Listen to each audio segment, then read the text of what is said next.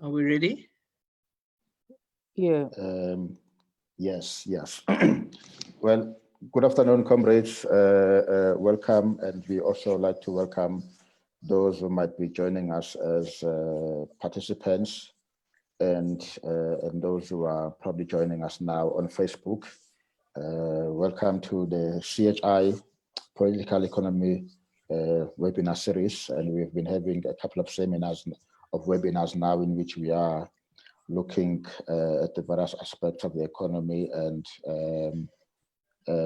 we are really attempting to build this momentum around what is the alternative political economic program that we can be able to advance in dealing with the challenges, obviously now with COVID-19, but according to our understanding is that our economic challenges, they predate it. And so we have a more structural challenges within our economy and which require structural transformation. And so we've been looking at the macroeconomic policy framework, we've been looking at monetary policy, at fiscal, and today we are very happy to have Comrade Pat Hon, who is going to speak to us on the informal economy, and even here our kind of framing obviously is moving from an understanding where the informal economy is not, the second economy that is out there, almost the stepchild in the economy, and so our framing is essentially around how do you understand this as part and parcel of essentially the body of what is the South African economy as a whole. And so we are very glad to have her, and so she is going to give a presentation to us, and then we will have the clarity questions first, and then we will open it up for discussion. And so without much further ado, let me give over to Comrade Pat. Thanks, Stembiso. I'm going to put my screen up, my presentation, and okay. Yes, so and dive straight in. Thank you very much for inviting me to come and present today. Yes, just to take off from where Stembiso started, we don't regard the informal economy as a second economy. There's one economy and it's got different elements of formality in it and different elements of informality. The first issue about it is that it consists of different sectors. So we don't talk about an informal sector anymore, because the informal economy consists of all these sectors, including street traders, market traders, informal cross-border traders, waste pickers, and that includes street collectors as well as those who collect on landfill sites, as well as recyclers, taxi workers, which means drivers, conductors, and washers, and rank marshals, home-based workers, also including care workers and community health workers, domestic workers, agricultural producers, and subsistence fisher people, among others. So some informal workers have employers, but they are informally employed by virtue of not being registered for UIF and COIDA or any other employment-related social security schemes. And this goes for the majority of domestic agricultural taxi workers whose employers are not compliant with the relevant labor laws, even where there are sectoral determinations and basic conditions of employment. So 18.8% of all workers who have an employer are actually informal in this sense. The rest of the informal workers are self-employed, what the ILO calls own account.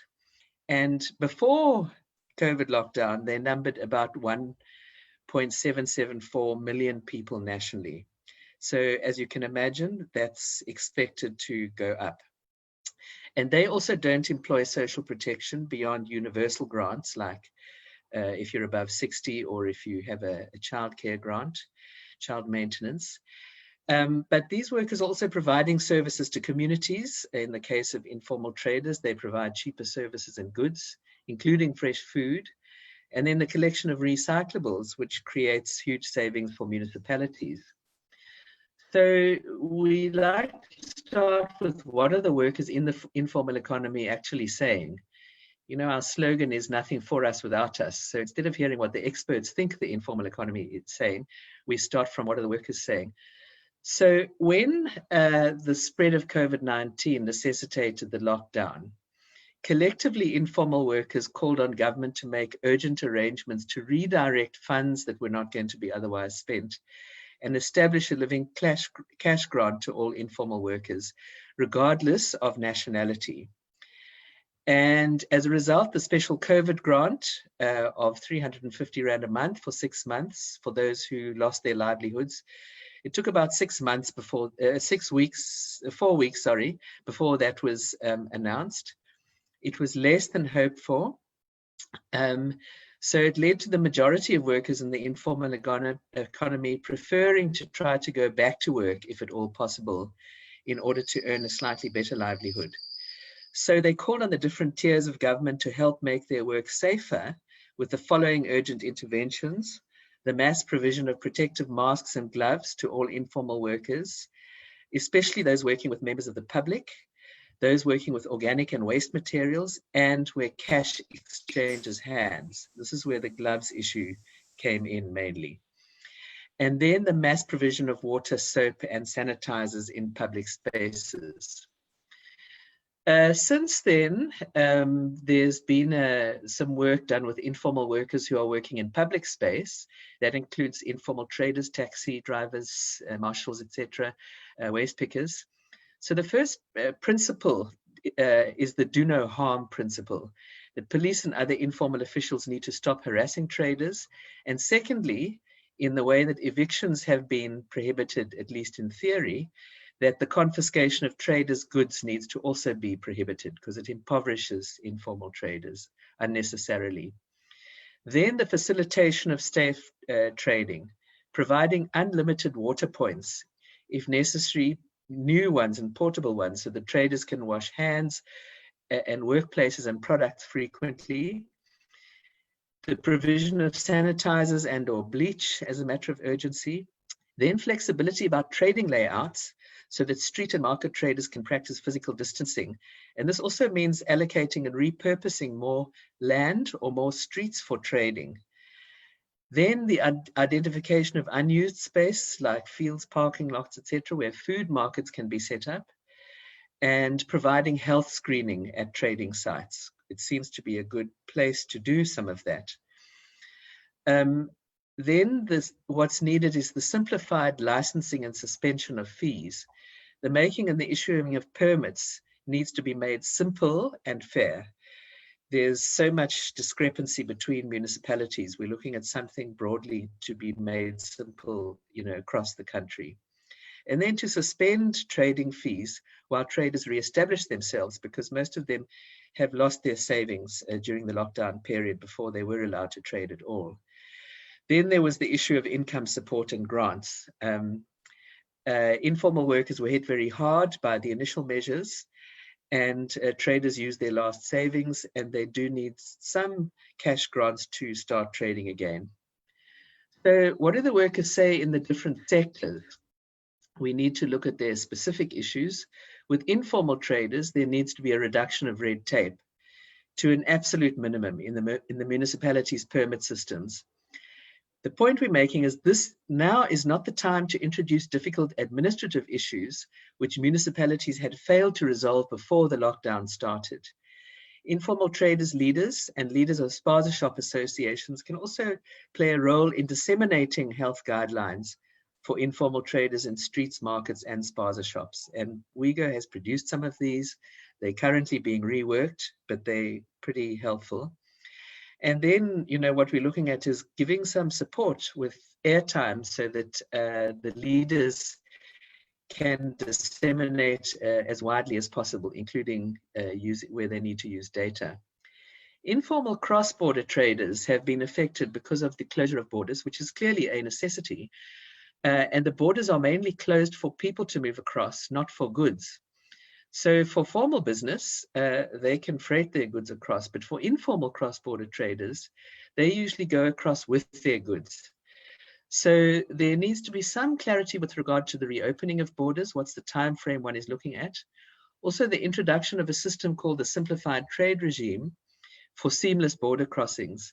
Now, we have sent a document pack to the Chris Hani Institute with some documentation on a number of issues, and one of them is on this simplified trade regime, something which got introduced by COMESA and cross-border traders organizations in the SADC region. And then in 2018, SADC took a decision to also adopt this STR system. Then the demands of the taxi drivers, rank marshals, conductors, and washers. So these demands are something that they recently submitted to NEDLAC, because we actually managed to get the sector to be represented directly in NEDLAC, so that it wasn't always just the voice of the taxi associations that were being listened to. So they want to be directly represented with the Transport Ministry and sit on the NEDLAC community. We've achieved the sitting in NEDLAC already, because they're sitting in the Rapid Response Transport Subcommittee meeting now. That has helped to get their issues onto the agenda. They don't want to be represented by the taxi owners organizations. So that's being heard now. The COVID-19 relief funds, they're saying that when these come to the association, they don't get filtered through to the grassroots levels. And as workers' organization, they feel that the workers on the front line are being ignored. And so they wanted to work directly with the departments of transport and labor. They want the taxi workers to be recognized and accredited with UIF, and they're willing to contribute towards UIF and workmen's compensation funds. That should be COIDA, actually. Then they want to establish themselves and not find themselves in the same situation where they're ignored and left out of all negotiations. Then what they're saying is that by registering the taxi workers, their calculation is that it would reduce the unemployment rate by 15% and regulate the industry. This is actually what's being discussed in the NEDLAC Rapid Response team at the moment. They say the taxi industry represents 65% of the transport industry. And in KwaZulu-Natal, that they have more than 380,000 taxi drivers. This is the particular organization we work with, Krina Mshayeli. They focused more in KZN. And what they're saying is that given the right tools, the taxi drivers and marshals can monitor and record passengers' relationship to COVID-19. Home-based workers, they need to get help getting registered on a database for large-scale production of masks, which they've already started, including mapping about how many members, what are they currently doing, what would be their capacity to produce masks, and then share this database with the relevant departments to guarantee a transparent way of allocating government orders to all the home-based workers. Community health workers, they're registered as volunteers, but they're not employed with provincial authorities. And they're expected, even now during COVID-19, especially, to offer their services, but they're not being provided with PPE or safe transport. As we know, even the formal workers in the health sector are complaining about PPEs not getting through to them, even though from the supply side, it sounds like sufficient have been provided, but on the demand side, it's not getting through. So with the community health workers, they're even more vulnerable. Waste pickers, their demand is for integration of waste pickers into solid waste management policies and the waste plans of municipalities. In line with waste pickers integration guidelines, which I've also supplied as part of that document pack. A lot of work got done on this before COVID, and basically there seems to be a reason to fast track this now in all the municipalities. In domestic workers, the non-compliance with the UIF provisions is approximately 80%. And when domestic workers attempted to claim by themselves through normal channels, their claims were not being processed. So their issue is similar to the taxi drivers in this regard. They're entitled to apply, but they haven't been succeeding. And they share that problem in common with all the other people who've been having trouble getting their TERS grants. Subsistence fisher people, Here there needs to be drastic reduction of red tape with regard to their access to piers and beaches. We find municipalities just closing the piers and the beaches, even when there's nothing in the nature of fisher people's work that says that they're not allowed to work. And in fact, social distancing is a necessity, because otherwise they would all get their fishing rods mixed up and caught up. So there's those issues already apply to the nature of the work. Then there's a lot of informal workers who are asylum seekers. And there were massive backlogs in the issuing of asylum seekers permits before COVID, and some Department of Home Affairs officers had stopped taking new applications altogether. So as a result, many asylum seekers are still not documented, which has been made a requirement for permit regulations. And this is not any fault of their own. And so we're seeing a lot of discrimination when it comes to various relief measures. So the issue is then, what are the emerging opportunities? So in the bloodbath of loss of traditional jobs, certain permanent behavior changes are anticipated, and the most immediate being more people working from home, more virtual conferencing like we're doing, and also for e-commerce being likely to be used more widely. And we need to look at how to turn this into a transformative recovery program for the proletariat, both with and without work. So I've taken something that I observed by a recent visit in Cuba. After the collapse of the sugar industry, a large part of the resultingly unemployed proletariat became own account or self-employed workers, selling various goods and services, many of them in the tourist industry, like many other countries in Central America and the Caribbean. And in 2010, the Cuban government formalized this proletariat of what they call trabajadores por cuenta propia or cuenta propistas, simply by passing a law which recognized them as workers and enacted super simple registration procedures for them to regularize their status. And the time that I was there, I spent a lot of time interviewing them, because you never believe governments when they tell you they've solved a problem. You only believe when you hear from the people on the ground the same story. And to be honest, I did hear the same story with all the own account workers that I interviewed, especially in the tourist industry. So what can we learn from this for a more transformative recovery program? Firstly, there's not going to be people-centered economic transformation in South Africa without the informal economy and new forms of work, including unemployed and underemployed members of the proletariat, not only being passively included, but actually playing a proactive and mainstream role. And this picture is a picture of a negotiating session in Cotonou. It's informal workers' organizations around the table negotiating with the market management of the main Dantokpa market in Cotonou. And we need to see more of this getting around the table actually in the new economic transformation. So economic activity in the informal economy can always start up more quickly and with smaller capital inputs than large formal businesses which have collapsed. So this is an opportunity. The transition from informal to formal economy now needs to be fast-tracked in the process of economic recovery, in line with the exigencies of decent work and the guiding principles of the ILO Recommendation 204, which is a rights-based recommendation on transitioning from informal to formal. This is not only an opportunity, but in fact, failure to do this could result in increasing informalizations, with workers and economic units in the informal economy being relegated to the role of permanent grant recipients. And that's not the way that they self-identify. They see themselves as economically active people. A bottom-up economic recovery program then is needed, enlisting proactive cooperation of representative organizations of workers and economic units in each sector of the informal economy to obtain their buy-in and cooperation in encouraging their members to comply with the provisions of the prevailing level of lockdown, and sensitizing people with regard to social distancing, sanitizing, etc. in public space. And that is to reduce the role of the enforcement agents.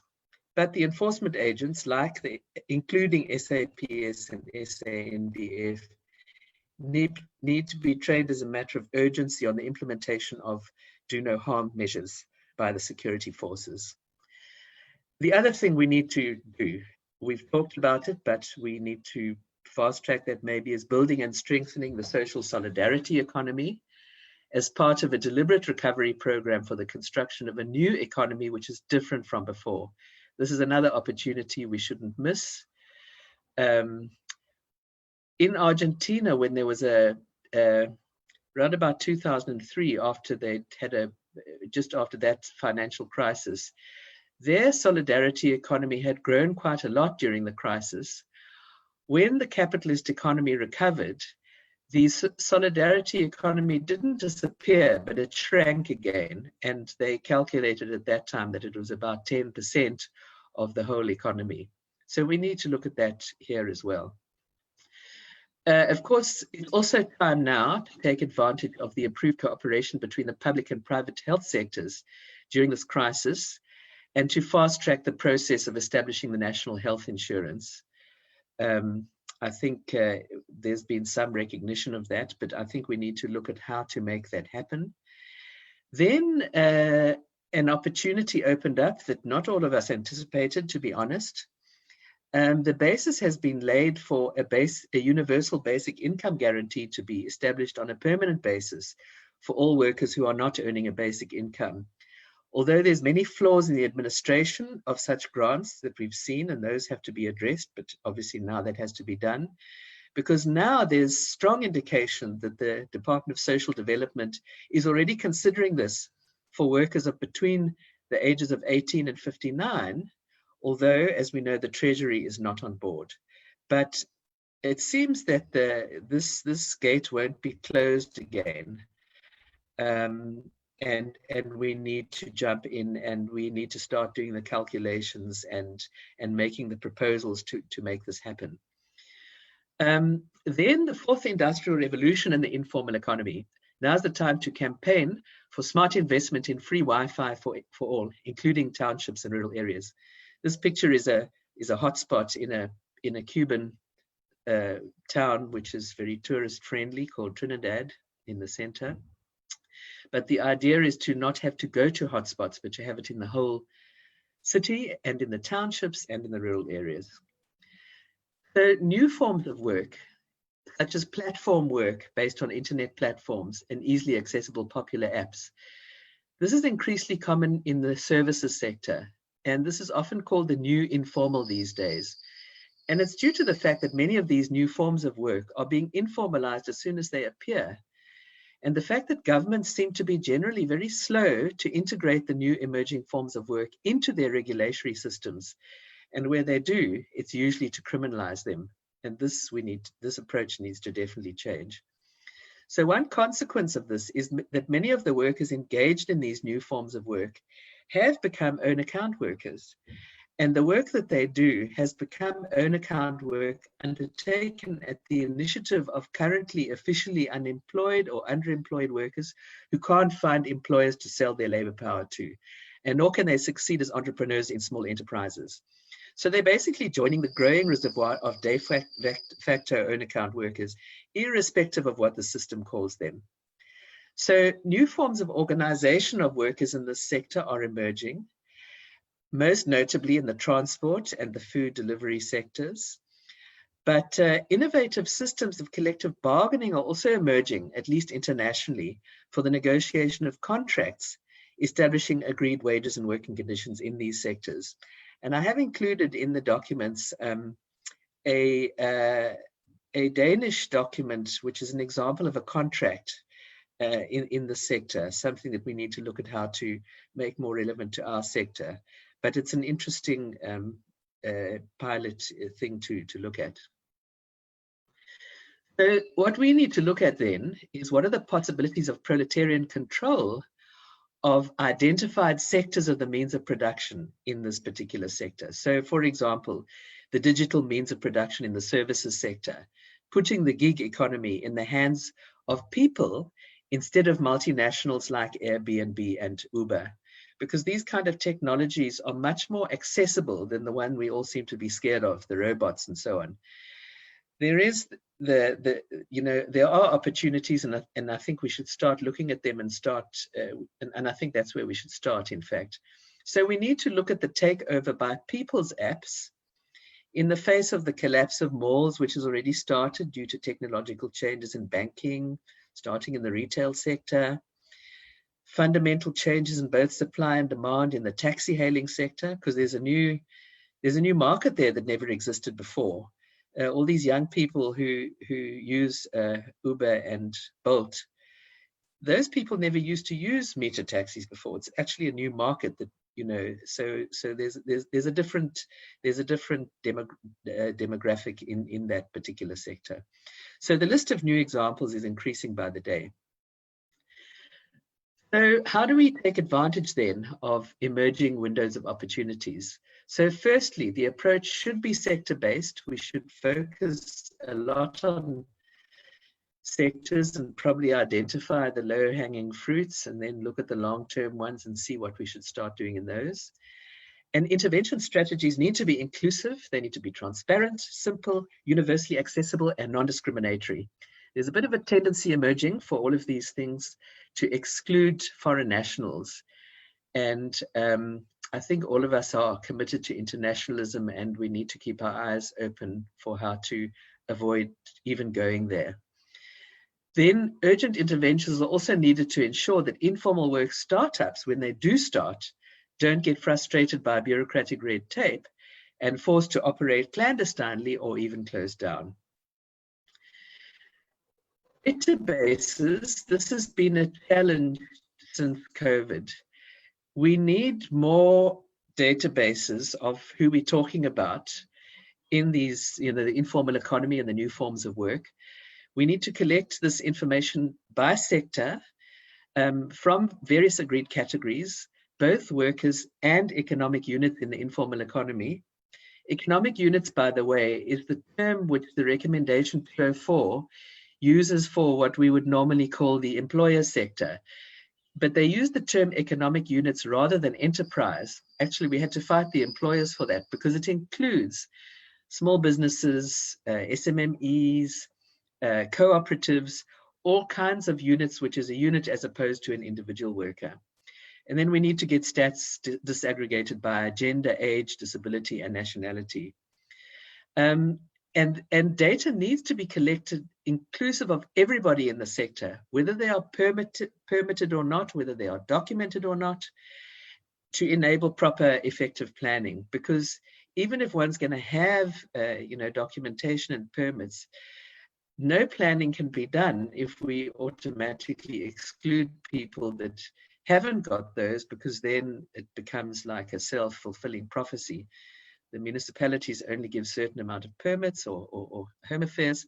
We only plan for them, and then all of those unplanned people stay on the outside. The idea is to end that kind of a system. So data collection has to have capacity to track movements in the sector as the informal economy grows and subsides with changes in the economy, which is what we're expecting. We're expecting to grow. The informal economy is likely to grow as unemployment in the formal economy increases as a result of the current crisis. We went up to 30% unemployment stats, and that was the first quarter of the year. I think we should be expecting to see something between 40 and 50% when we get the stats for the second quarter. So static databases are ineffective for capturing this moving target. So they have to have the ability to move. Then on health issues, here, of course, we have to make the balance between health issues and the economic issues. And preparing a just framework for the management and reoccupation of public spaces, both as workplaces and as public transit spaces and terminals during the remaining phases of lockdown and after the end of the state of disaster. Because we are anticipating to have to continue to do things like wear masks and so on, even when we're not in lockdown anymore. And public spaces will remain a hotspot, and they can be used for health screening. So the monitoring of implementation of health measures as informal workers get back to work. When we get to level 2, there's going to be more people again, and keeping them safe in their workspaces as part of the graduated process of getting the economy working again. So the formalization of working conditions for community health workers can now be fast-tracked. Recent developments have started to do that. There was a Gauteng court judgment that ruled that community health workers in the province have to be employed permanently. That's about 8,000 people. So of course the issue now is, what about the other provinces? So Eastern Cape community health workers went on strike on the 16th of July and presented this demand to the Eastern Cape's Provincial Health Head Office in Bishu. And although they were unceremoniously removed by the police when they tried to occupy the offices overnight, they were back again the next day, and the government has actually now agreed to negotiate with them. This now needs to be extended to all 9 provinces. This is the protest that was taking place. We need to look at the question of working with different organizations of community health workers. This union is not the NIHAU workers. They have another union called the National Union of Community Health Workers, many of whom joined that union because they didn't get NIHAU to mainstream their issues. But in some provinces, it seems that NIHAU is taking the lead on this. So I think we need to look at how to do this, because given that there is this precedent, it looks like it's something that we can actually get movement on, and we need to get the government to start budgeting for it. In the formalization of working conditions for minibus taxi drivers, the establishment of the NEDLAC Rapid Response Task Team has helped us to get a representative of organized taxi workers into the Transport Subcommittee. This led to things moving much faster than they've ever moved before, because these are not new demands. The government has acknowledged now that restructuring of the transport industry must represent all stakeholders, including the workers, because that hasn't really been happening up to now. And the hardship experienced by the owners as a result of the lockdown cannot be transferred to the workers, while the owners claim all the relief funds.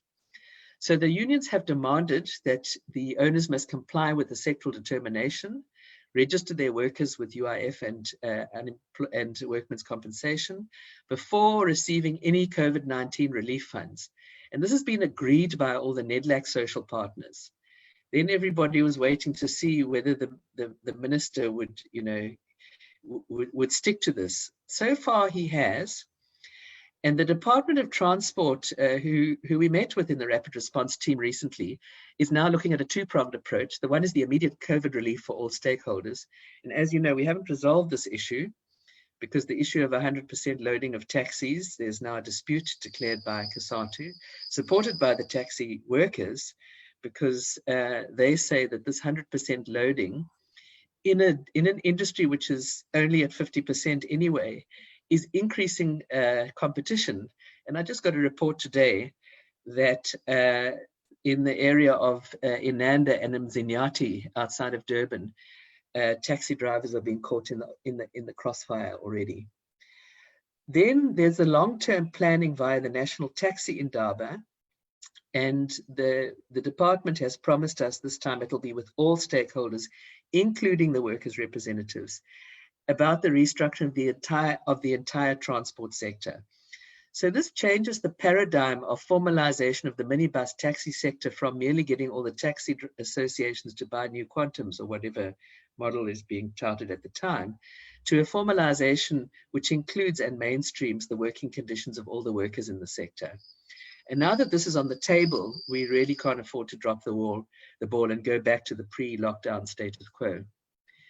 Then another issue is the elimination of red tape, establishing firstly well-functioning, user-friendly one-stop shops and all call centers in every district and municipality.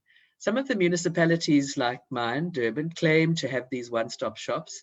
So we tested our one-stop shop the other day, and I can promise you, one of our comrades who did it spent the whole day being chased from pillar to post, and he didn't get helped in the end. Then there needs to be the overhaul of permit systems in every municipality. SALGA seems to be, happy to work with us on this. They need to be inclusive, non-discriminatory, and fit for purpose of getting people in economic units in the informal economy back to work, instead of a purpose of keeping people out of work, which is pretty much what we used to experience before. Then obstructive permit requirements need to be removed, like permit fees need to be reduced to affordable rates. The requirements to be registered with the CIPC, which the Department of Small Business is so fond of, has to be scrapped because that always cuts out the people in the informal economy. It seems to even cut out many of the actual SMMEs, we've noticed. And then the scrapping of requirements for this thing that they call special visas for economic migrants in the informal economy. Because actually, these special visas don't seem to exist, and they seem to apply mainly to migrant workers with formal jobs. And they need to just accept simple passport identification because economic migrants are people with passports. That's the equivalent of an ID for us South Africans. Then they also need to waive asylum seekers permit requirements in the short term because of the dysfunctionality in home affairs. And they're going to need to look at other forms of identification of asylum seekers, such as affidavits, etc. Then, of course, the things that we're talking about, the financial stimulus, we've been talking a lot about the financial, what's happening with the interim budget. I'm not going to go across that again, but basically we're going to need to initiate engagement with Treasury as a matter of urgency for the reorganization of the supplementary budget to build in stimulus funds to consolidate what's already been started. Firstly, with regard to the universal income grant. Secondly, with regard to the formalization of working conditions of community health workers. And then thirdly, with the restructuring of the minibus taxi industry, including formalization of working conditions, because those things were not in that, that supplementary budget. So I know that means a fight. The Department of Social Development says they're ready for that fight. So we need to all put our wheel to the shoulder on that, our shoulder to the wheel, sorry. Okay, so as activists then, what is our revolutionary program?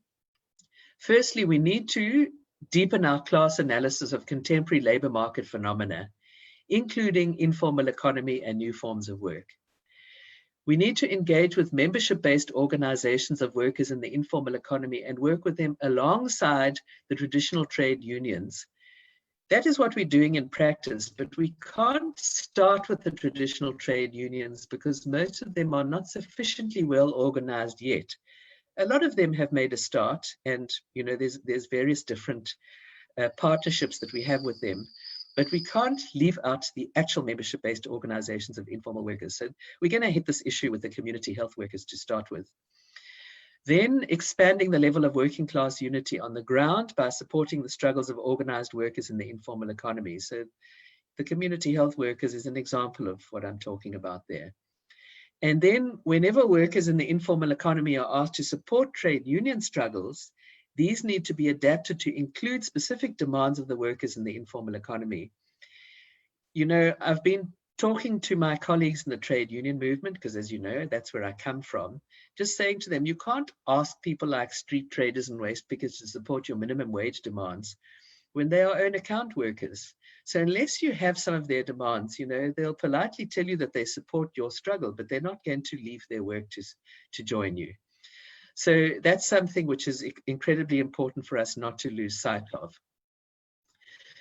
So we need to build a broad working class front of progressive forces, which we've been talking about a lot. We've been talking about it in the SACP. There's been a lot of places where we're talking about that, to promote a platform of macroeconomic demands consistent with the inclusive policy demands of membership-based organizations of the informal economy, anti-austerity, anti-neoliberal, anti-corruption. This picture is from the World Social Forum in Dakar in 2011 with the people behind the StreetNet banner and our then vice president in the front from the DRC. Okay, then, you know what campaigns? This picture shows a campaign we had about the city we need. It was run by SITA, the South African Informal Traders Alliance, in 2016, just before the local government election. It was a small campaign, but it was quite well focused. We haven't had good response to that, but It was the kind of thing that was led by workers in the informal economy around municipal policies. So I think we should have some Red October campaigns focusing on local government. I know that the SACP has been looking at this as well, but I think this is something whereby these kind of issues can come into it. Engage organized street vendors, waste pickers, fisher people, and taxi drivers to bring in their key demands and make them central to this campaign. Include the following programs in all municipalities: the integration of waste pickers and solid waste management, the management of public space in negotiation with street vendors, the creation of inclusive cities in accordance with the new urban agenda. I sent through the new urban agenda is a very long document to read. I can certainly find it, but we do have a summary which I've sent through with the document pack. Then this campaign for free Wi-Fi throughout all municipalities, including townships. And finally, transparent, accessible, and meaningful participatory budgeting. This term of participatory budgeting has been used a lot over the last, I don't know, more than 10 years, but it hasn't been that meaningful. It hasn't really been accessible, but I think we need to make it accessible.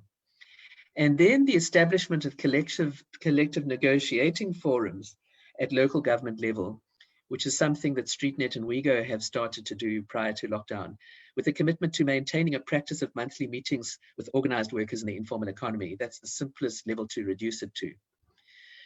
I think we should also look at a campaign for ownership of the digital means of production. Data prices must fall. There's already a lot of push for this. Free Wi-Fi in public space.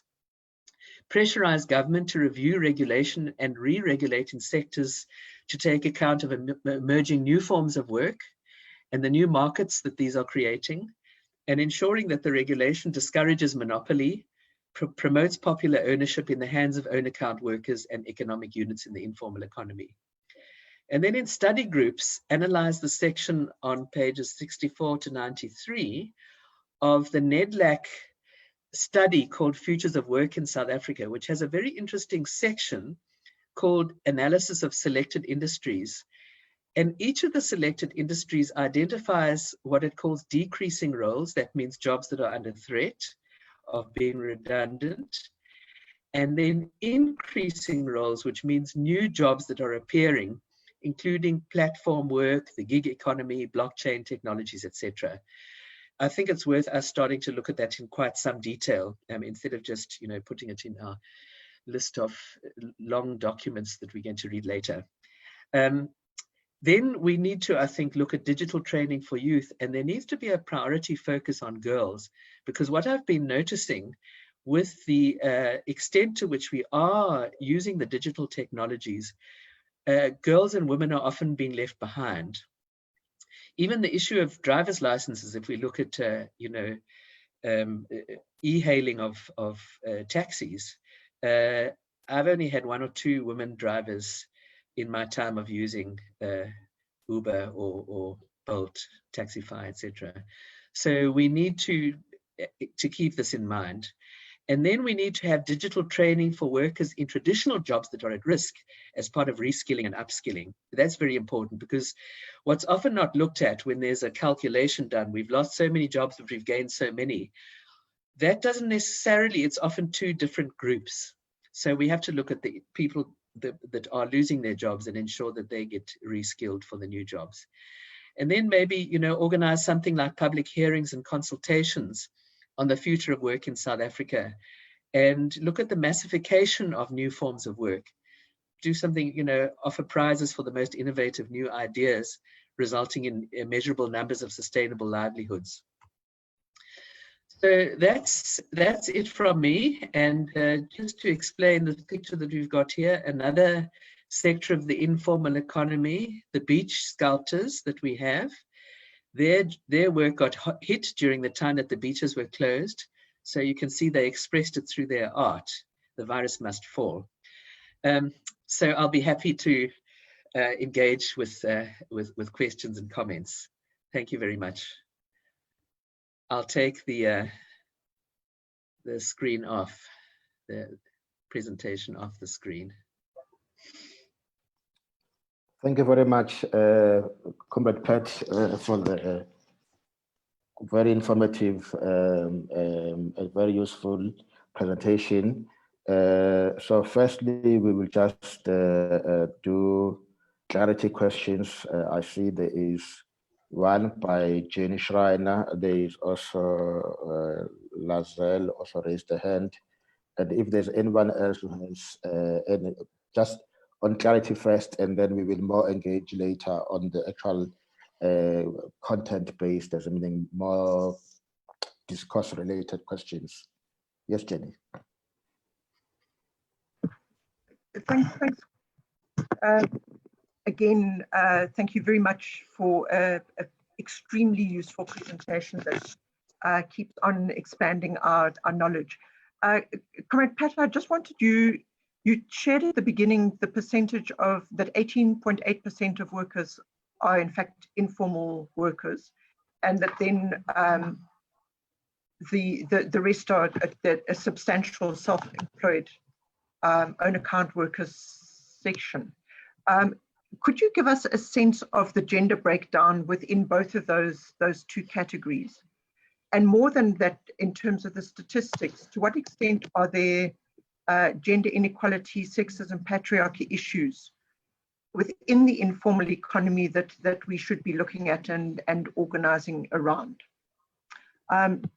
In a number of, in all, in fact, of the images that you've used in your presentation, you see a very strong presence of women. To what extent are women actually finding their voice within that sector?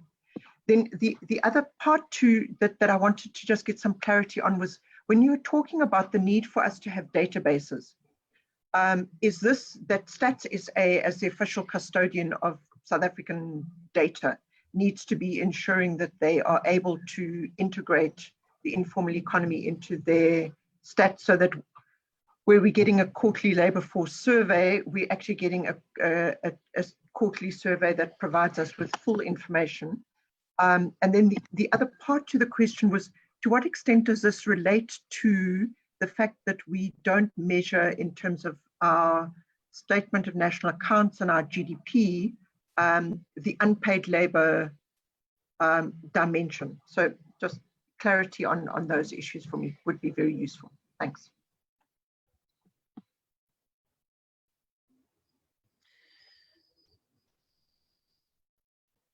Comrade Ste, are you going to take all the questions first?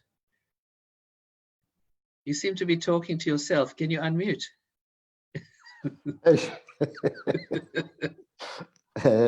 Yes, Comrade Pat. I was thinking maybe let's just take the clarity questions first, maybe like 3-4 of them, and then we can have then later then the kind of discussions. Yeah. Okay. So yeah, I was also just looking at the chat. A lot of Jenny's things are there too. Yes. Okay. Yeah, on the gender breakdown of those stats, I'm going to have to ask my go-to people about that, because I'm not strong on stats, but the WeGo people do those stats, and they usually do gender breakdowns. So of that general breakdown, we can get that, but I don't have it at my fingertips. In terms of like gender division of labor in the informal economy, yeah, there are, I mean, the sectors, of the sectors that I talked about, the two which are not dominated by women are the taxi sector and the subsistence fisher people. There are some women fisher people, but they as much in the minority as women taxi drivers are. All the other sectors are dominated by women. In the case of home-based and domestic workers, even more so. WeGo, which is the sort of the technological support that we have, one of their strong issues is the stats. So when we do the organizing then, and organize, our approach is about organizing, getting people to form membership-based organizations. We always work towards developing women leadership, and even the guys, the fisher people and the taxi drivers, they've come to a number of joint workshops with people in the other sector of the informal economy. And then in the general one, they find themselves dominated by women. So we've also got them used to that, and encouraging them to get more women involved, get more women to get driver's licenses, and involve them. And so sometimes one has to suggest to those sectors, and sometimes when one is raising funds for capacity building, some of the donors say, well, they're willing to capacitate women in the sector, and then people do that because funds are there for that, but often that results in a change to the organization from within.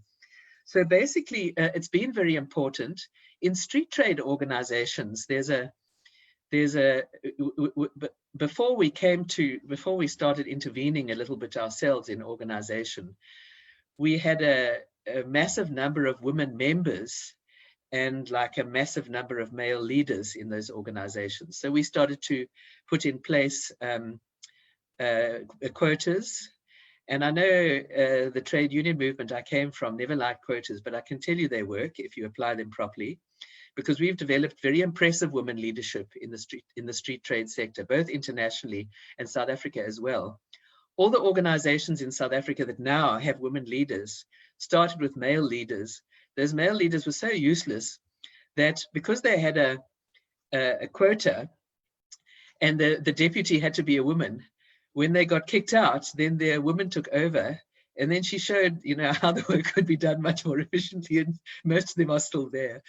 So it requires a lot of work, and it requires very self-conscious organizing around overcoming patriarchal divisions of labor and setting them, particularly through the organizations. Once you get women leaders in the organizations, it becomes a whole lot easier.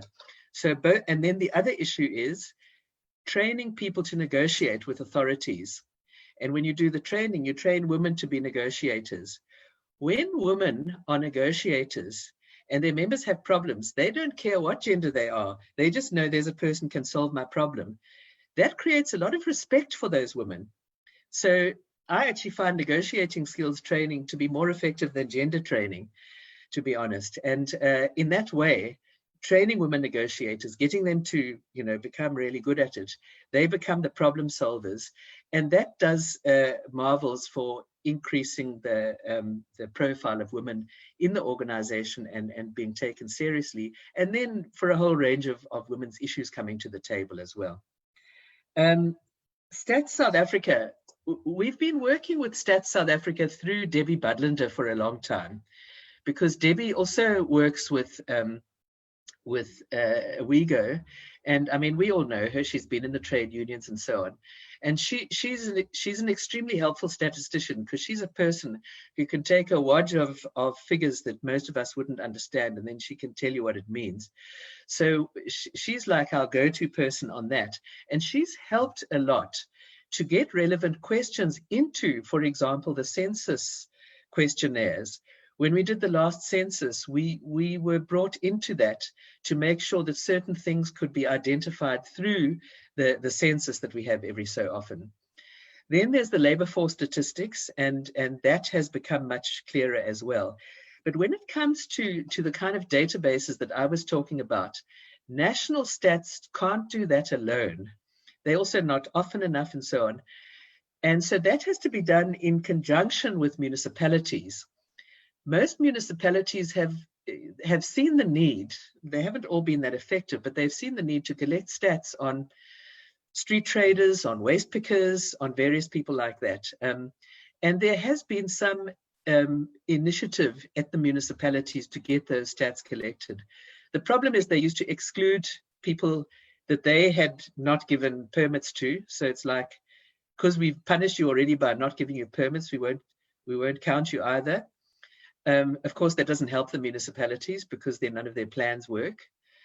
And then, of course, they exclude foreigners. And then we've managed to convince most of the municipalities that no matter what you think you should be doing about foreigners, excluding them from your stats is the most unhelpful thing you could be doing. We convinced Joburg municipality of that in the case of waste pickers. So there has to be a combination. And what we're also saying is that some sort of exercise of going to the streets and then working with the membership-based organizations who can help with filtering. So when somebody's fronting as a street trader, the people collecting the stats can be informed earlier rather than later that, you know, this is a front, this is not a real street trader. So working with the organizations is a key way of doing that. So there's a bit of work that needs to be done on that, but there is already that consciousness with Stats SA and the wish from the side of the municipalities to be able to do it better. And then with unpaid labor, I saw that on the chat.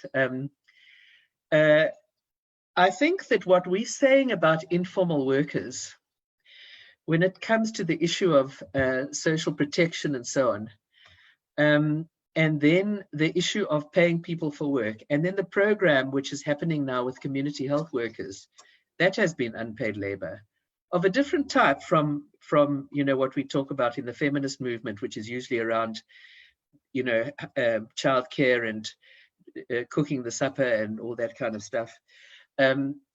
But I think that now is an opportunity for recognizing that kind of labor. I'm seeing it coming through now that recognizing what everybody's doing seems to be higher up on the list and what that's worth. So we'll probably have to make a few specific demands to make sure it's recognized and it doesn't disappear again. But I do think it can be taken together with a package of all these other issues. And then the issue about Wi-Fi, I saw that I might have, you might have put it on the chat before. I mentioned that we're not talking about hotspots. We're talking about Wi-Fi through the whole municipality. I experienced this once when I had to catch a plane and I had to change at Turin. And I suddenly found that I had Wi-Fi and I hadn't like bought any packages or anything like that. And it was their municipal Turin Wi-Fi. Anywhere you were in that space, you got that. So that's what we have to have. Exactly, so that the issues that you've raised about hotspots, the issues about crime and so on, you know, are not an issue, and people can get it in their houses. Because the way that I'm able to work, I've got an ADSL in my house, and I'm working in my house for since the 27th of March. But a lot of the leaders, you know, we're putting money for data into their accounts all the time, and I'm looking at them having this kind of access, like I've got, you know, and not a hotspot-based one. So I think I've covered the issues. Thank you, Pat. We have 3 hands, right? By the way, for those who are here on Zoom, you can use the platform to raise a hand. So now there's 4 to just raise a hand. So firstly, we have Alfred, and then we have Rasikan, and then we have Bongani Kupe. And can I just remind that when we ask the questions, to not put too much of a preamble and just ask it. So firstly, let me allow comment Alfred. Alfred? I'm trying to unmute myself here. I think I'm unmuted. Good day, comrades. How are you? Good. I'm audible. Yes. Okay, the clarity I was seeking from Comrade Pat is to what extent the famous Scalabrini Center of Cape Town Trustees judgment, which was handed down to the effect of the dealing with the exclusion of foreign nationals, special permit holders, dispensation, and all of them, in terms of solving the problems, all the problems that he has raised when it comes to the social relief, distress funds and grants of COVID-19. Thank you.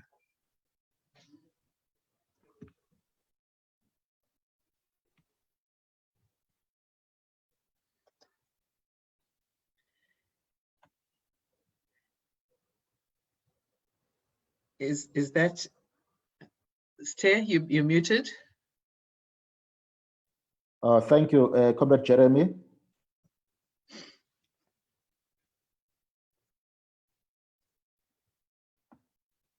No, thanks very much. Actually, mine is a question, and I thought you had 2 others ahead of me who had hands up for questions.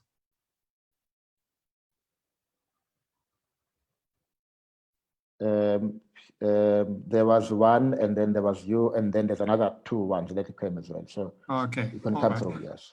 Shall I come through? Yeah. Okay.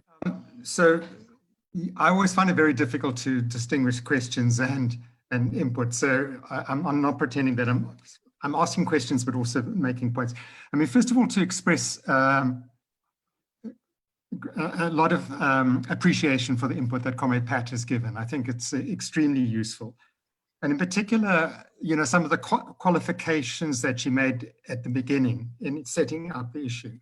So to say that we're not dealing with a second economy, you'll notice that the ANC's discussion document on economic reconstruction and development continues to invoke the notion of a second economy, as if there's 2 economies in South Africa, rather than development and underdevelopment, or whatever you want to call it.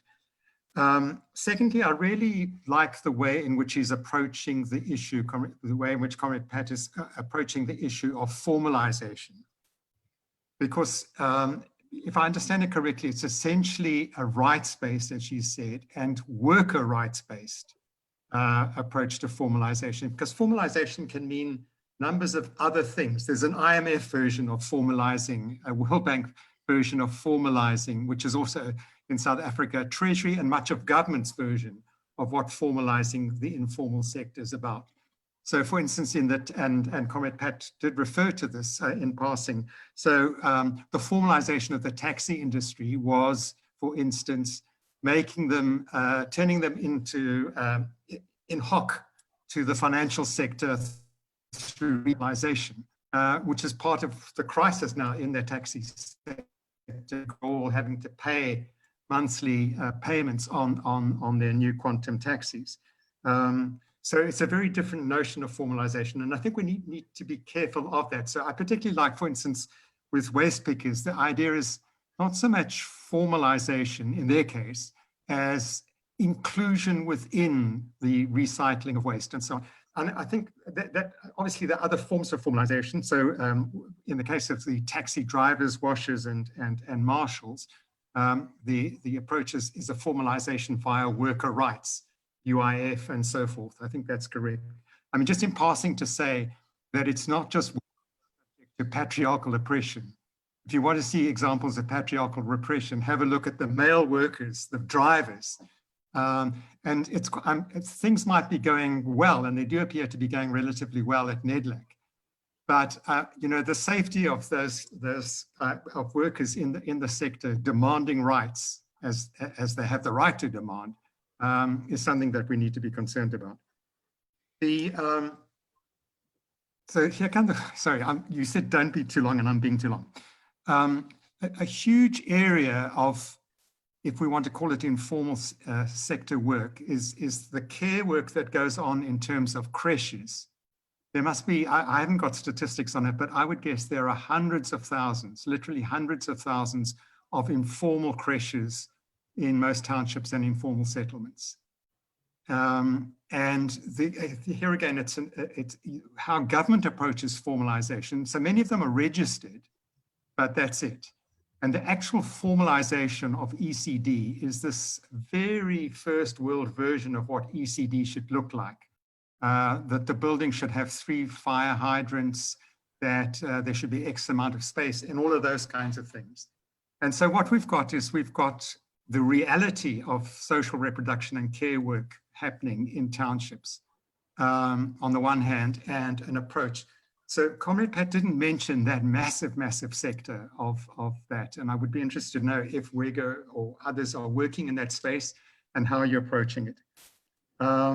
Okay, I've got 1,000 other questions. Let me, in the interest of creating space for others, stop there.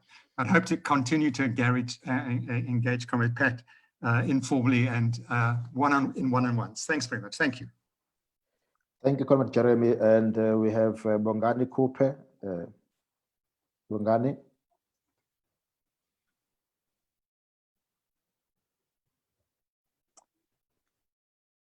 Bongani. Okay.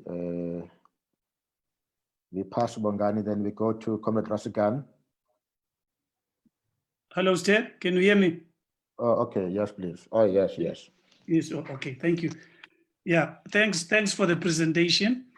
I think for me, the concept of formalization as presented poses quite an interesting sort of trajectory in terms of debate. I think one of the problems that I have for me is that when you look at formalization, you are structuring an organization in one way or another. I think one of the things maybe we need to look at is that when we discuss it at conceptual level, all of us have got different ideas in terms of how it should be done. But I think we need at a later stage to say the model, what kind of a model, as Comrade Pet have said, in the fishing industry, in the transport industry and things like that. This leads me to my second question. If you talk about the taxi industry, I think, I'm sorry I came in a little bit later. You talk about own account and workers. The guy is in the taxi industry, how do you separate the guy with own account? I think in the street vendors, you talk specifically about own account, but in the taxi industry, you tend to separate the two. How do you basically differentiate the two? And in terms of that, in terms of the informal industry, if they are all in the informal industry, why are others informal, sort of own account and others workers? How do you differentiate? And what kind of a model are you looking at in terms of structuring if that sort of relationship is to be a success? Because the guys who own vehicles also need to get returns from those vehicles. How do we make sure that they get returns, but they also, are able to plow back in terms of the workers in the industry? But the last one for me is also, there's been a debate around the basic income grant. If some of the studies are basically saying, if you look at the informal sector, it contributes between 50 to 60% of employment in South Africa as a whole. I think there's an IFC study in a few years ago. And secondly, they are saying it contributes about 34% GDP into the GDP. If in terms of the basic income grant, the levels of employment are continuing to increase, where does government then able to get the money instead of using that money to create employment and projects? Obviously eliminating the whole issue of corruption in terms of creating those things. If the level of employment continues to increase, where does that money come from? Because obviously government must be able to get that money from somewhere in order for it to be able to give to those that are not employed. Thank you. And then last one before I give to Pat is Rasigan. And just to note that I noticed the hands by Lazelle, by Philip, and by Janet, and actually by two Janet. So after Comrade Pat answers, then we'll go back to those. Rasigan. Thanks very much, comrades, and thanks, Pat. An excellent presentation. It's always a learning experience listening to you as well.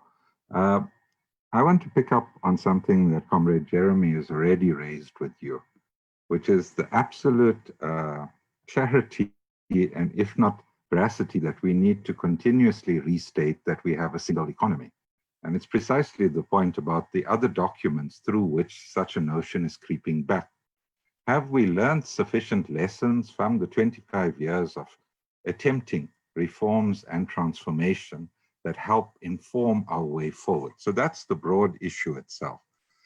Very particularly, and especially in terms of clarity, Pat, by asserting that the various subsectors under informality are linked with the mainstream economy, what are we seeing in the last 3 months in terms of the flow through from the formal sector into the informal sector?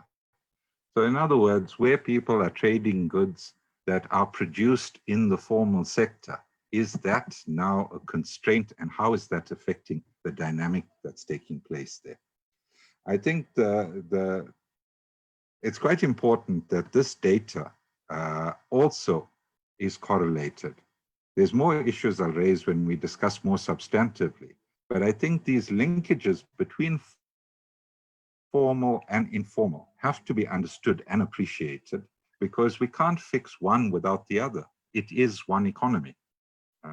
So I'll pause there, and I really look forward to engaging more on the substantive issues. Okay, thank you. You can come through, Pat. Okay, well, thanks for all those questions. Let me try and do it efficiently. Okay, somebody asked a question about the taxi sector and whether they pay corporate tax. Actually, the big problem with the taxi sector, which is on the table in NEDLAC at the moment, is that there's a sectoral determination that exists, but there's a high level of non-compliance.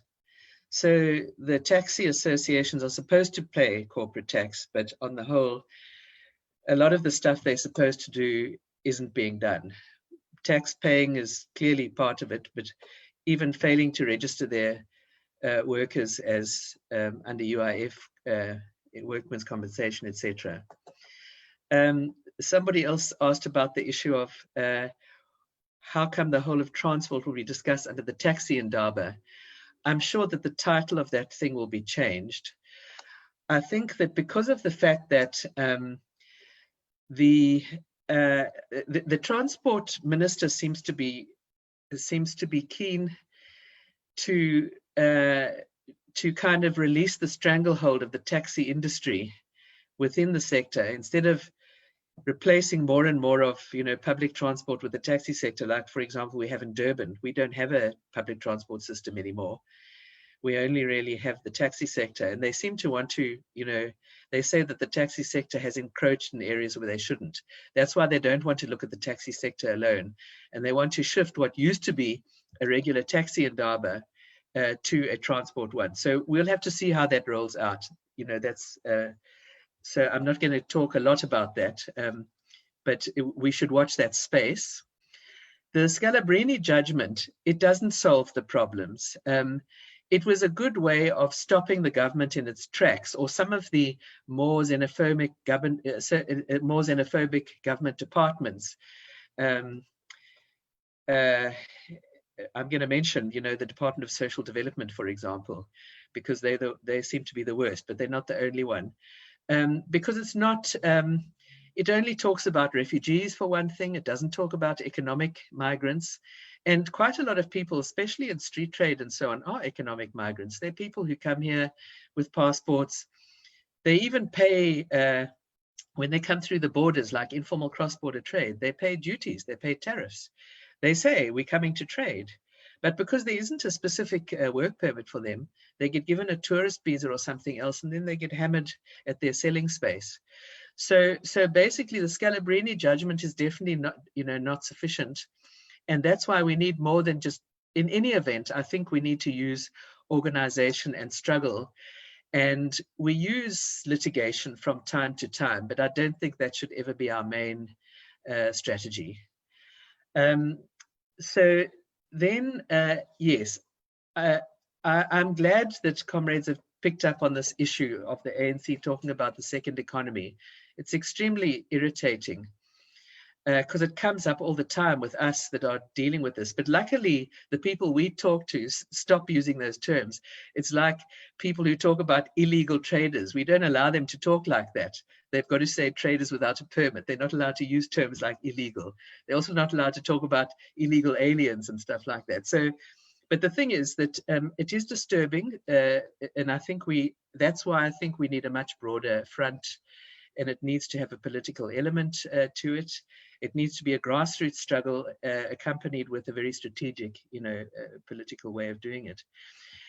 Jeremy, on the issue of the formalization, I'm glad that you've picked up on that, because I've been bleating about this issue for a little while, but the approach that I used is the ILO's recommendation 204.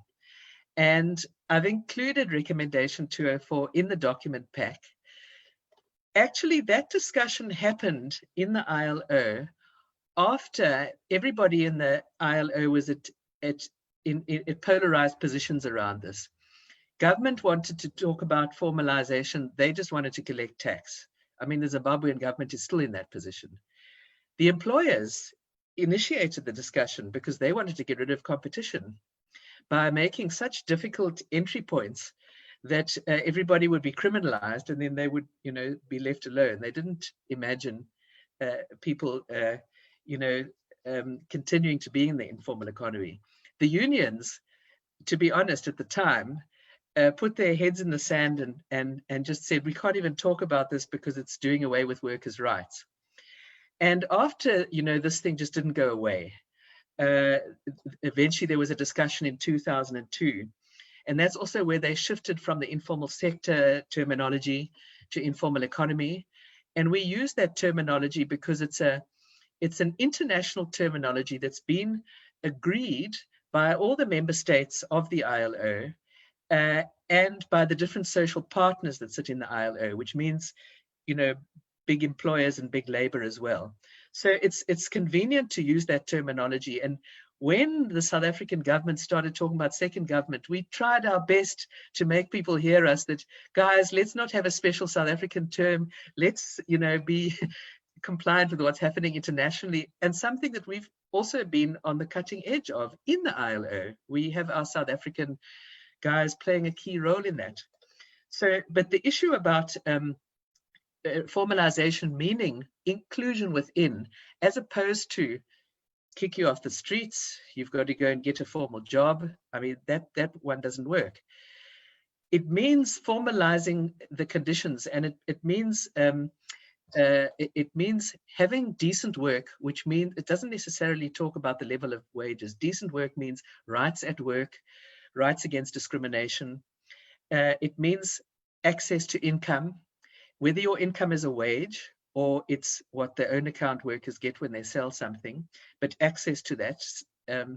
And then it means access to social protection, and that's what's coming up now with the income grant, and access to representation.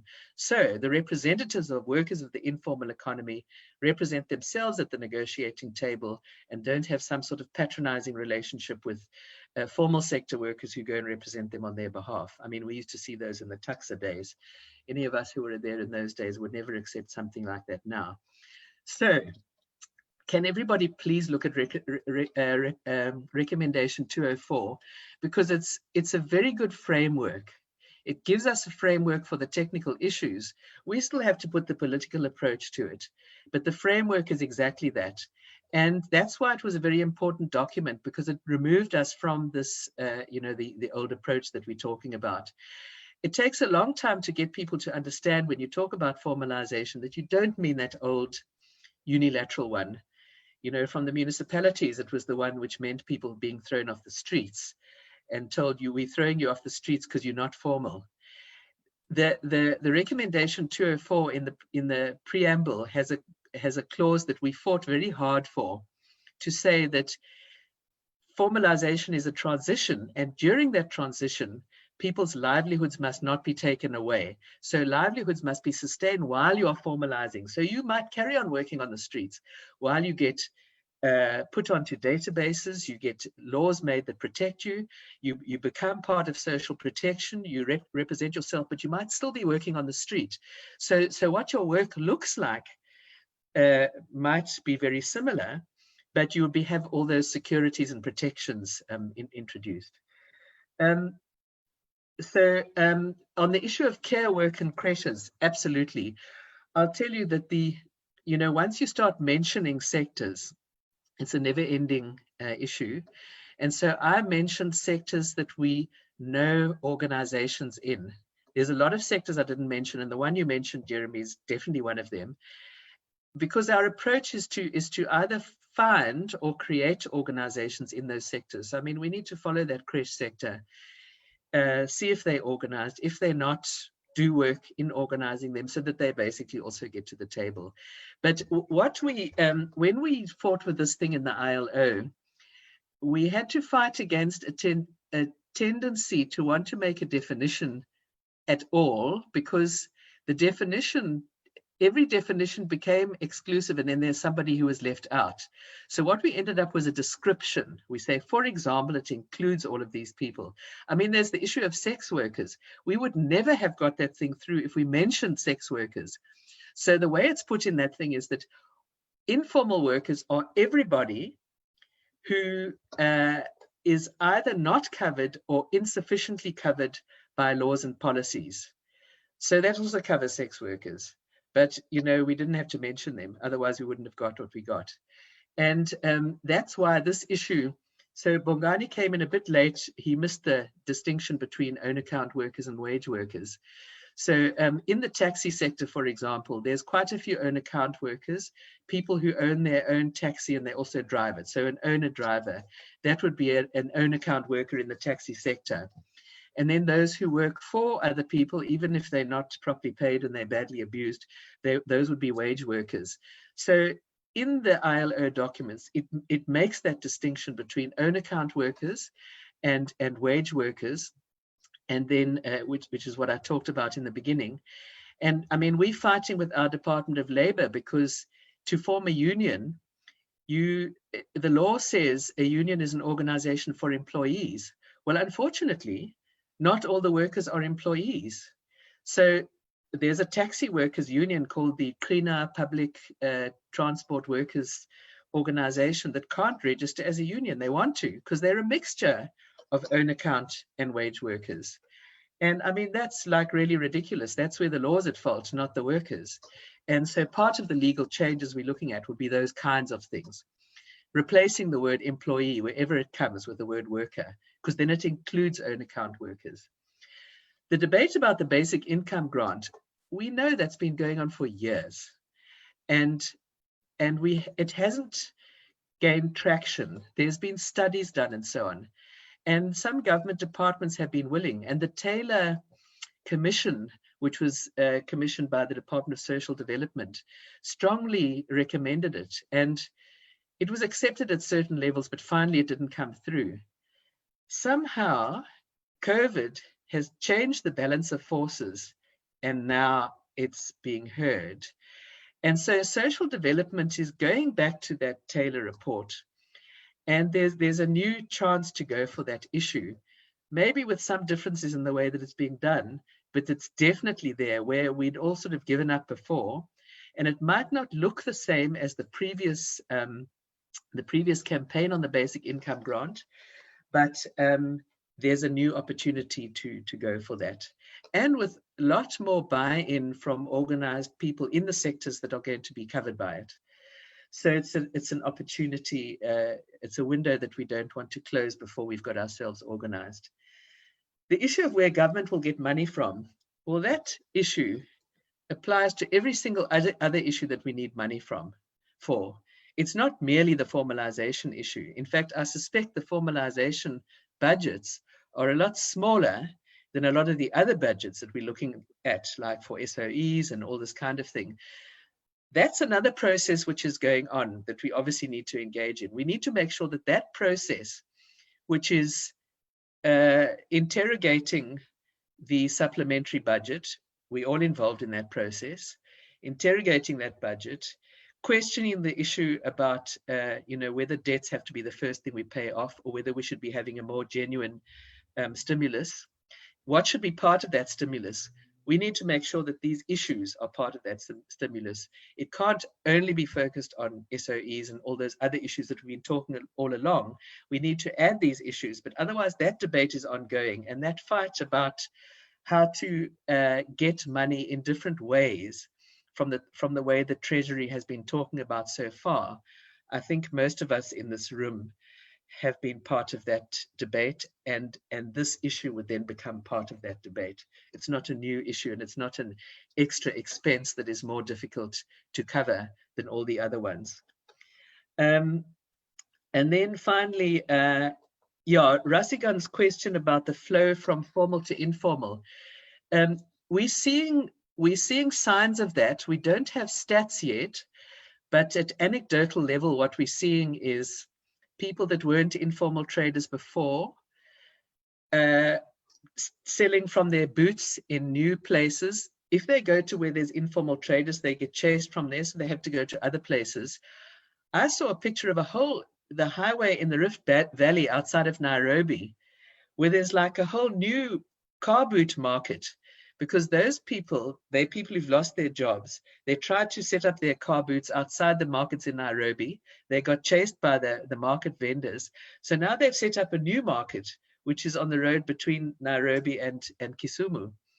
Now, in South Africa, we're seeing it in a smaller scale. And I think we have to keep our eyes open. And fortunately, the recent stats that have been collected are starting to look at that.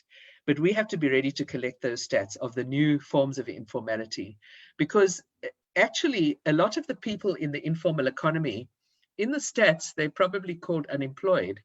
But because they do work which might not be recognized as jobs, they don't self-identify as unemployed. And that class is going to increase. The number of people that just sit at home and wait for UIF, people have seen how much of a waste of time that is, because the UIF hasn't been working that well. The new COVID grant hasn't been working that well, and it's too small. So that's a moving target that I think we have to keep our eye on. And I think for people that are doing research, that'll be a really useful area to do research in, the changing of size as it goes up and down. So, I mean, that's all I can say about that for now, Rasigan, but we have to, it's a space to watch. Thank you, Pat. There is from my hands, just before I give those hands, there's an input here from Mokong Mapadimeng, and he is saying, talking of the formalization of the minibus taxi industry, the question is, before we can talk about formalization, we need to ask ourselves, what happened with the 1990s taxi recapitalization program? Has it been successful or has it failed? Whatever the answer, what has led to either of the outcomes? Based on that, a further question is, what lessons can be drawn from those experiences? And then ask, is the whole patented notion of formalization even necessary? I think the questions are much more complex than how they are being presented here. And then there is a question by Lazelle. There's a hand by Lazelle. And so it's going to be Lazelle, it's going to be Janet Cherry, and then it's going to be Philip Dexter, in that order. Lazelle. Hi, can you hear me? Yes. Yes. So my question was also just around the basic income grant. Does it include, and if it doesn't, should it include a skills development grant or voucher, or is it just a monetary thing? Thank you. Janet? Greetings, comrades. Nice to see some old friends here. So I wanted to just pick up on Pat's point about opportunities to strengthen social solidarity economies and go a bit further and see if there are ways in which we can use this terrible situation to change the structure of the economy in some ways, in some sectors. And I'm thinking about food and hunger. I mean, we know people are very hungry at the moment. And the response is, on the one level, it's a sort of charity response for the money to come from the top to go through food distribution systems. And on the other hand, there's a grassroots response of people actually growing food and using it, taking some kind of control over food production. So what I'm trying to think is, how do we, as activists or wherever we're situated, link something like a basic income grant to a decentralized food system? So to try and make sure that stimulus fund, whatever form it takes, goes right to the grassroots and ends up creating whatever you call it. It doesn't have to be jobs. It can be, cooperatives where people are self-employed, involved with traders, with distribution, with cooking, serving, growing, producing, etc. And that becomes a new form of decentralized economy rather than the response at the moment, which is charity and buy the food from the big producers, from the centralized food system as it exists. So the problem there, which is been articulated now is that what is the form of the UBIG, and if it's a universal cash grant, then of course it has to be completely non-regulated in terms of how people use it. So I can't quite see how you could use a UBIG to stimulate this kind of grassroots decentralized production system. But anyway, I'm very open to some ideas about that. Thanks. Thanks, Janet. Philip?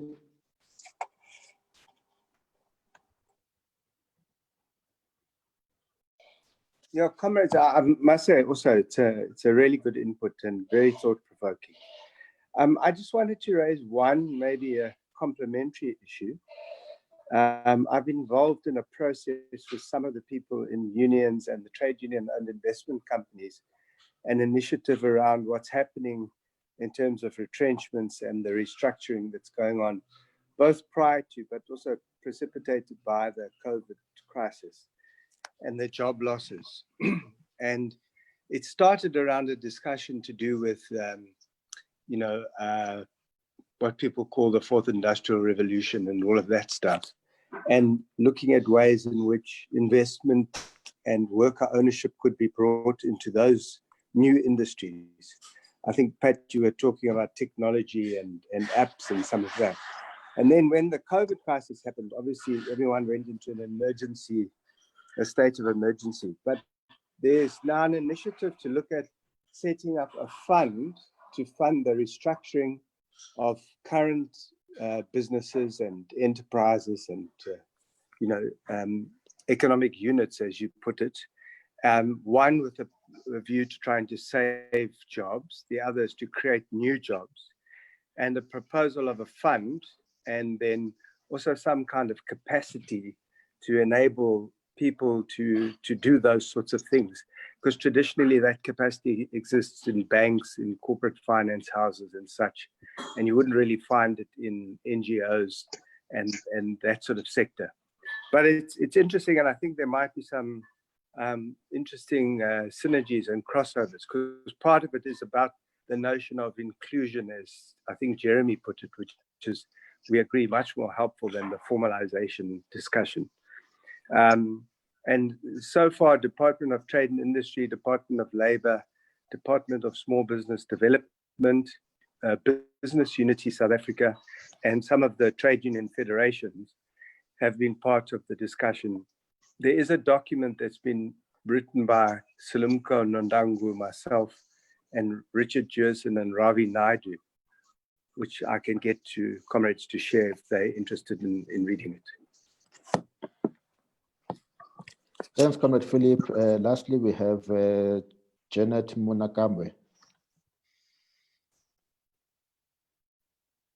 Janet?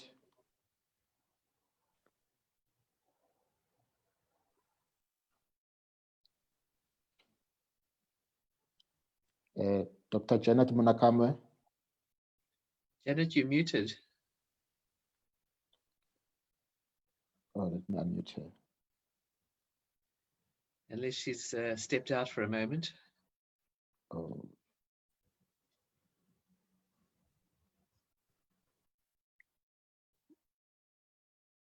Yeah, it looks like, yes.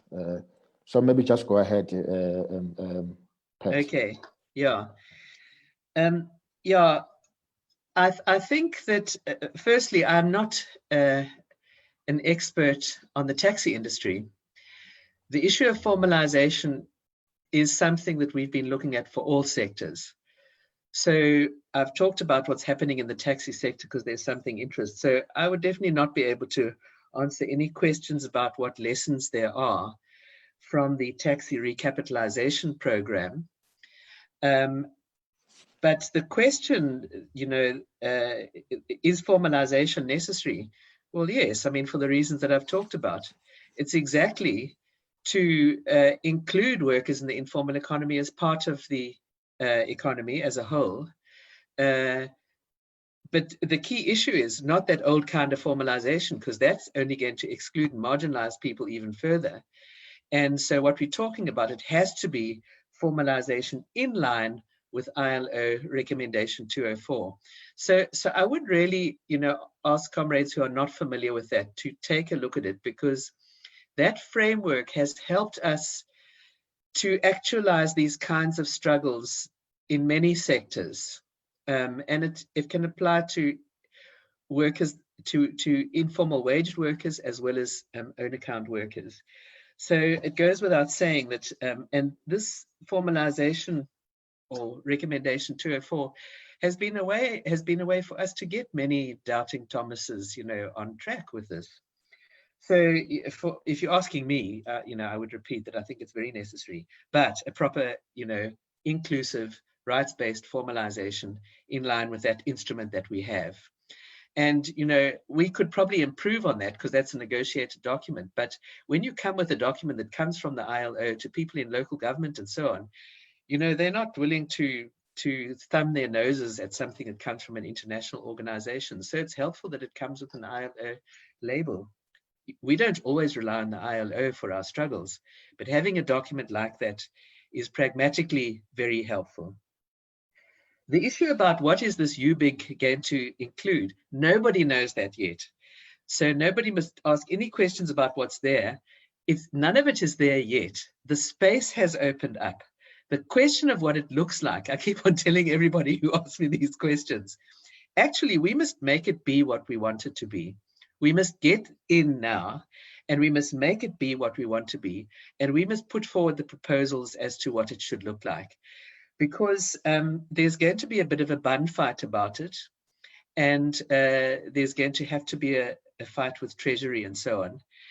And it's not going to help much if we kind of win with Treasury and then a whole lot of people say, no, but we didn't really want it to look like that anyway. So it needs to, there needs to be another going back to the ground and getting the viewpoints of the different constituencies in that.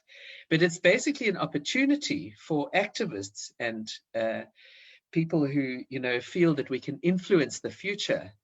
Now's the time to jump in. Not to wait and see what they're offering and decide whether we say yes or no. That wouldn't be very helpful. Same applies to the social solidarity economy. That's like a hard concept, actually. Most of us struggle with that. A lot of us have tried to think what to do with it. I went to Nicaragua and Cuba to try and see what it looks like. I can see what it looks like there. I still can't quite see how to make it work here, particularly given that we have such a weak cooperative movement. But now is exactly the time to see what space has opened up, because what we need to bear in mind, while we're thinking about how to make the new normal afterwards be a socialist new normal, you can bet your bottom dollar that those capitalists are thinking of a new capitalist normal. So we have to be one step ahead of them. So we're talking to them across the table in NEDLAC. But those of us who know that we want the new normal to be more socialist, and there is opportunity for that, because there's great force has been given to the thinking of inclusion, which is more in line with socialism than capitalism. So, it gives us an edge, but seriously, unless we do the work. So a lot of the questions that those of you asked me afterwards, about how these things look and how they should structure are the right questions for us doing this activism. So I've put forward some campaigns that I think are good, but the issues that you've raised need to be added to that. I hope that I've convinced people that the organized workers in the informal economy are an important enough force in that change to be regarded as an important part of that proletarian vanguard that we need to have in the struggle, but all the different areas we need to fight on, the building of a stronger social solidarity economy. I agree that the issue of food security is a very good area around to do it, and to basically move the focus away from the focus on charity. Absolutely. I mean, the charity one is one of the things that capitalism goes to as an alternative to socialism. So we exactly have to make socialism look more attractive. And because some of the charity has been falling prey to corruption and things like that, maybe we can get somewhere with that. So that's another opportunity maybe. But I think hopefully what we can do is to start examining those issues in the areas of expertise that we all have. The title of this thing is to look at how to go for a socialist future. I think we have to look at all of those areas. Thank you very much, Comrade Pat. We are almost towards the end now. So maybe we can just give one or two more hands, just the final ones for any quick one in case there are others that are appearing. Oh yes, Jane is back. Yes, Comrade Jane.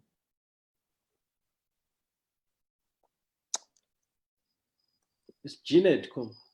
Janet, yes, it's. Hello, I'm so sorry, Yes. man. You know, this data must fall, eh? I just got kicked out. Wi-Fi problems at home. Okay, So come through. many thanks, Comrade Pat, for such a very inclusive. I was so glad for the first time I get into a conversation, a presentation that is all inclusive of what I'm so passionate about, the issue, the question of migrants. I think you have actually addressed it very well. Thank you so much. So basically, just to be quick, I know we are running out of time. I'm actually, I was intrigued by the fact that at some point when the COVID crisis began, organizations that actually champion the rights of informal economy workers, even unions, I think they were calling for informal workers to get back on the street or perhaps wherever their workplace is, like West Pickers and whatever. For me, I found it as contradictions to some extent and compromises. And to some extent, it was like we conceded to the dictates of the market. And also, it was all now about health and safety versus the economy, or what I call people before, profits before people. Yet, the government had actually made some pronouncements that they're going to cover, which we know very well, perhaps to some extent, that it didn't really go out very well. But in the long run, what we know is that health and safety of these particular people, I'm glad that Comrade Bongani made some other distinctions around the workers themselves, like in the tech industry. We're talking of workers getting back to work under very, very vulnerable health and safety conditions. Then we talk of street traders as on-account workers also succumbing perhaps to this particular disease on the street, because getting back to the street means something else. Yes, they can have, they were able to earn an income as opposed to the grant, which we know very well wasn't sufficient. But for me, I think it was more about the health and safety that I felt like we can't compromise health of and the lives of workers. Anyway, let me just get straight to the point. My question is now directed to the aspect of lack of social security protection, including compensation for these particular workers. So in the event, I don't know whether StreetNet has ever been monitoring as to whether there are the statistical data around those who managed to contract the disease whilst they went back to their livelihood, sources of livelihood, the workplaces. How many are we talking about? And who is responsible for compensation? Because I understand there's some developments around the COIDA issues, whereby COVID has actually been declared as a COIDA issue. So in this particular incident or scenario, we know very well that somebody has to compensate, somebody has to pay. And we still have outstanding issues already around formalizing the informal. So I found it, I'm not quite sure whether I should pose it as a question or maybe it's just a general comment. But basically, my worry is who would actually compensate these particular people and their families in the event that they manage to contract because they had to get back and work for themselves instead of benefiting from what the government had actually promised, the 500 billion. What happened to the 500 billion rands, in other words? I thank you. Thank you. And then I think I've seen here the very last one. We have Mbuso Nkosi. Mbuso.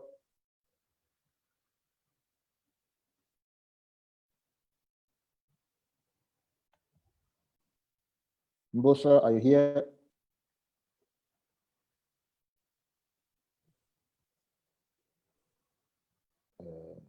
Please unmute Mbuso.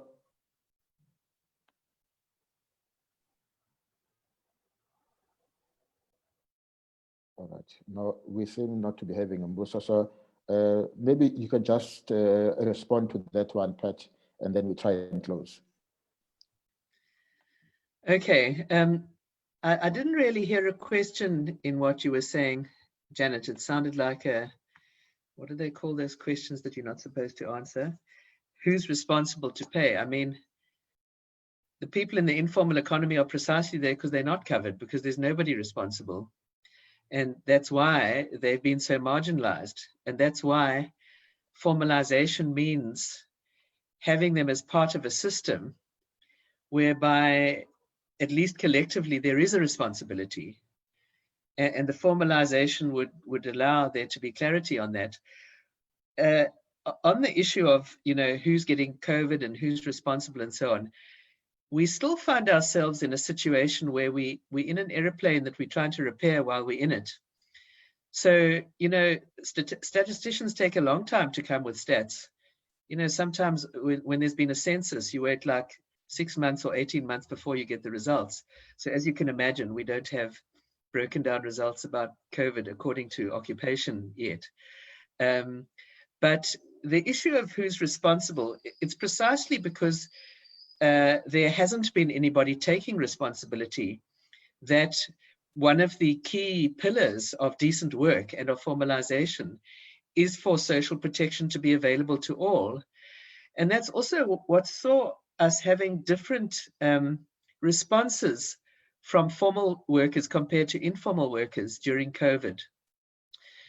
Formal workers who had some surety of still being paid and so on were able to say they didn't want to go back to work because the health conditions were not in order. The informal workers are just as worried about the lack of health conditions where they work. But because they were even more worried about their livelihoods, they wanted to get back to work and they were willing to do quite a lot, including dipping into their own pockets to buy their own masks and things like that. Those street traders you're seeing on the street, do you think somebody bought those masks for them? No, they bought them for themselves. We now have municipalities who've got money from the United Nations who claiming that they've been giving out masks to the traders. So far, we've got nobody from the user side who's confirmed that with us yet, from either of the three cities that are boasting about it, Joburg, Cape Town, and Durban. So there seems to be the same gap in between the supply and the demand that we're seeing in the formal health sector. So basically, nobody in the workers has any disagreement about the issue of health coming first. Informal workers are absolutely terrified. The taxi drivers are absolutely terrified about this 100% loading story. It was not them who wanted 100% loading, it's their bosses. And now that the bosses are fighting with each other about the remaining 50%, the people being shot in the areas of Inanda and Mzinyati are the drivers. So all the workers are interested in health and safety, and that's why we've combined the issue of public space management with the issue of screening and testing and so on. So, and we actually have been working with industrial health specialists who've started to work more in the last year or so with informal workers, and they've learned about public space health management issues as opposed to only factories and things like that.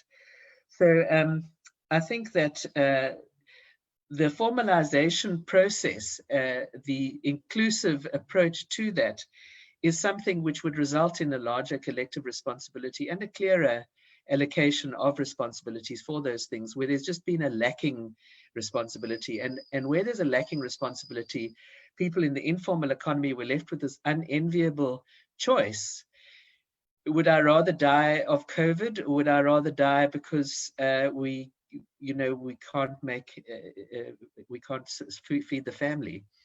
So that's the kind of choice that shouldn't be in front of workers in the informal economy, and that's the reason for the rights-based formalization process. Somebody else asked on the chat the question of whether the informal will be a shock absorber for formal jobs that are being lost. Yes, I think that's why we're saying we're anticipating it to become larger. And what was implied in Rasigan's last question that I didn't address, where new people come into the sector and they're the existing people there, clearly that creates tensions.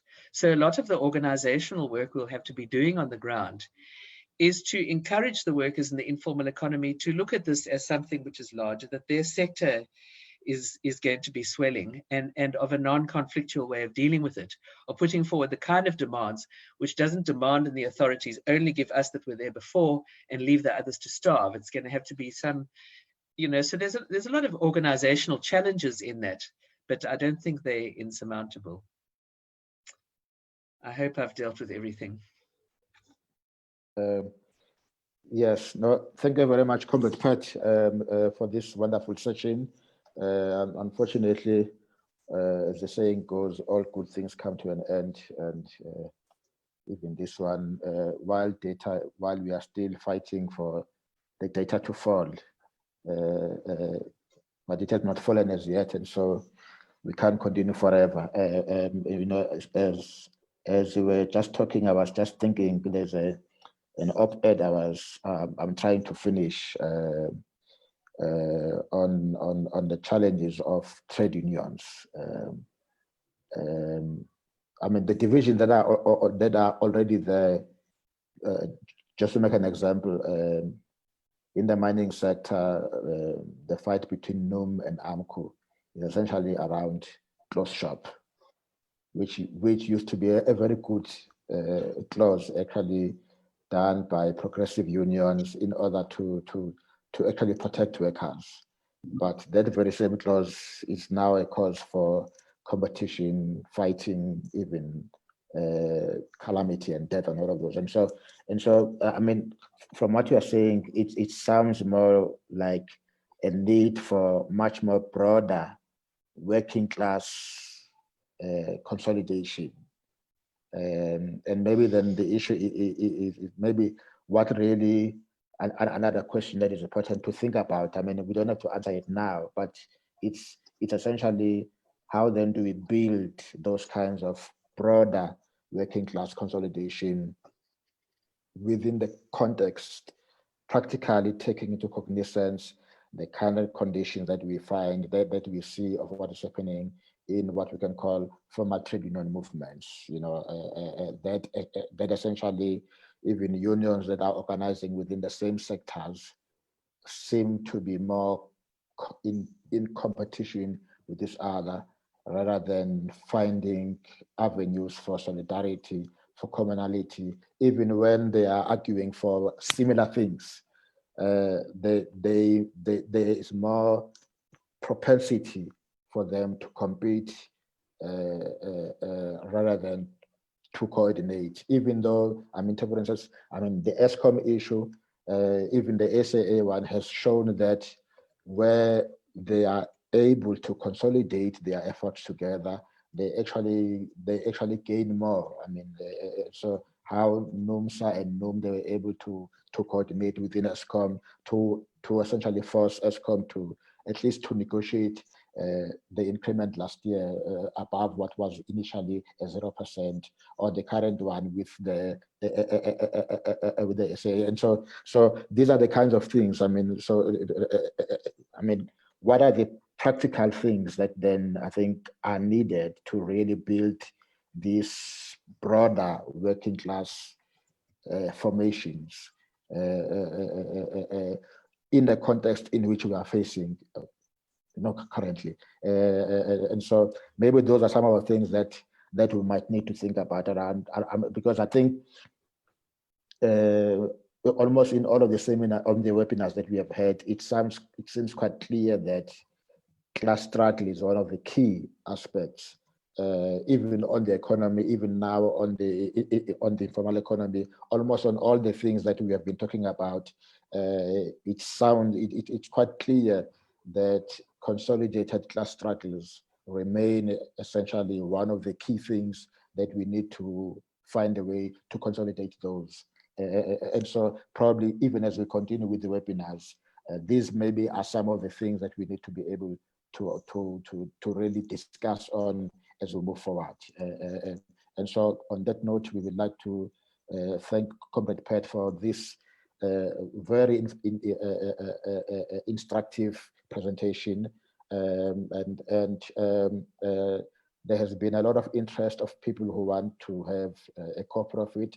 And so we will just ask that anyone that is interested, please just indicate here through the chat before we close, or just by writing your email address in case we don't have it, so that then we can be able to forward to everyone that is interested in those. But on that note, we would really like to appreciate all the comrades that are here, and to say thank you to everyone for this wonderful session. Thank you. Thank you very much, Comrade Stay, and thanks for the opportunity. You know, we always like to talk to people about the informal economy. Yes, yes. Thank you, comrades. I Thanks see very Comrade much. Alikani here. He appears to have been at the Reserve Bank. Does he have any feedback for us? Who? Chris Malikani.